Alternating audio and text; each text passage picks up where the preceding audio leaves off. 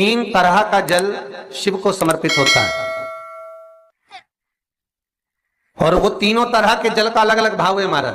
पहला जल सादा, घर से पानी लेकर गए, जल लेकर गए, शंकर को चढ़ाया, वो हमने घर का अपना एड्रेस बता दिया, भगवान शिव को जल चढ़ाकर अपने आनंद के लिए शंकर से कुछ प्राप्त कर लिया। दूसरा जल, जल के कलश में थोड़ा सा इत्र डालकर शंकर को जब समर्पित करते हैं तो महाराज घर में अगर कोई व्यक्ति बहुत रोगीला है, बहुत रोगीला, एक शिव महापुराण में, स्कंद पुराण में, नर्मदा पुराण में, भविष्य पुराण में, अग्नि पुराण में, नारद पुराण में, बरहा पुराण में, वामन पुराण में जितनी चीजें लिखी गई है एक एक प्रैक्टिकल कर कर देखो तो शिव महापुराण, स्कंद पुराण का ये भाव याद करिए कि एक लोटे पानी में इत्र मिलाकर, जल में इत्र मिलाकर, बहुत रोगीला व्यक्ति, बहुत बीमार व्यक्ति है, एक लोटा पानी उसका हाथ का स्पर्श कराकर शंकर को चढ़ाना प्रारंभ कर दीजिए। महाराज केवल 5 या 7 दिन चढ़ाओ और वो 7 दिन के बाद में उस बीमार व्यक्ति का क्रम देखिए कि उसमें कितना आराम लगा है। औषधि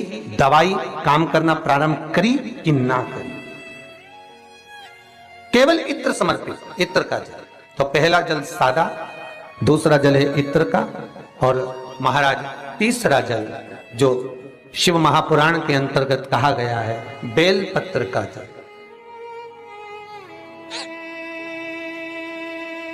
तीसरा जो जल है वो बेलपत्र का जल है। बेलपत्र का जल कैसा?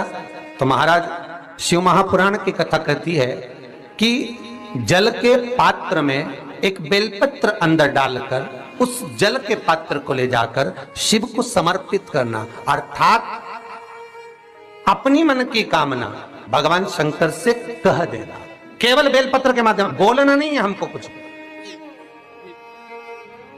हमें कुछ कहना नहीं है। 3 तरह का जल का जो व्याख्यान वर्णन किया गया, एक सादा जल जो भगवान को कहा, आपने अपना एड्रेस बता दिया, आपने अपने मन का भाव बता दिया। इत्र का जो जल चढ़ाया गया वो केवल रोग मुक्ति के लिए चढ़ाया गया। और तीसरा बेलपत्र, अगर उस जल में एक बेलपत्र भी पड़ी हुई है और वो बेलपत्र पड़ा हुआ जल आप जिस भाव से चढ़ा रहे हो, जिस कामना से चढ़ा रहे हो, शंकर वो कामना आपकी पूर्ण